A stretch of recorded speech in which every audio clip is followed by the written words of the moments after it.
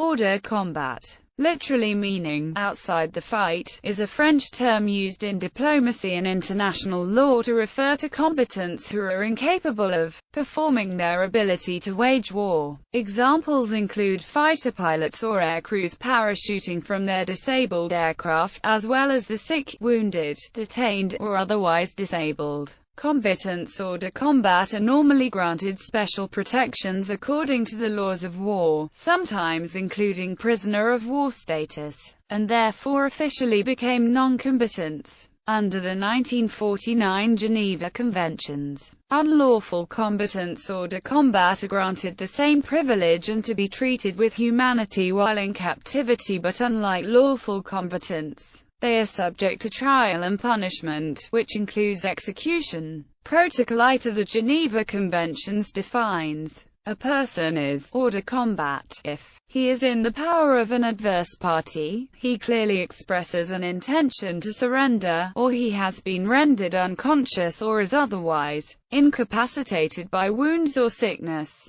In literature, F. Scott Fitzgerald wrote of Froggy Parker as Amory Blaine flirted with Isabel in This Side of Paradise. On her right, Froggy was hors de combat already, although he hadn't quite realized it. Baroness Orczy wrote in her famous novel The Scarlet Pimpernel, "When we find 'em, there will be a band of desperate men at the bay. Some of our men, I presume, will be put hors de combat. These royalists are good swordsmen, and the Englishman is devilish cunning, and looks very powerful." Kurt Vonnegut described himself as hors de combat on the title page of his famous anti-war novel, Slaughterhouse-Five.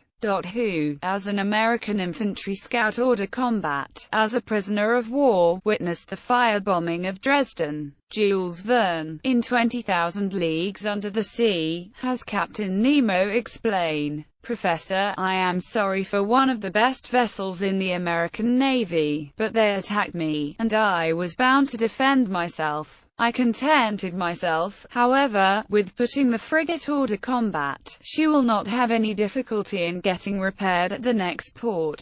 Alexandre Dumas's characters in The Three Musketeers several times refer to men wounded as hors de combat, specifically when describing fights to others as a method of recounting casualties, such as the King Louis XIII of France to the Musketeers after a violent time in the city. 7 of His Eminence's guards placed hors de combat by U4 in 2 days. That's too many, gentlemen, too many. The well-known safari hunting author Peter Hathaway Capstick uses the phrase in various contexts in his books The Last Ivory Hunter, Death in the Long Grass, and Death in the Silent Places.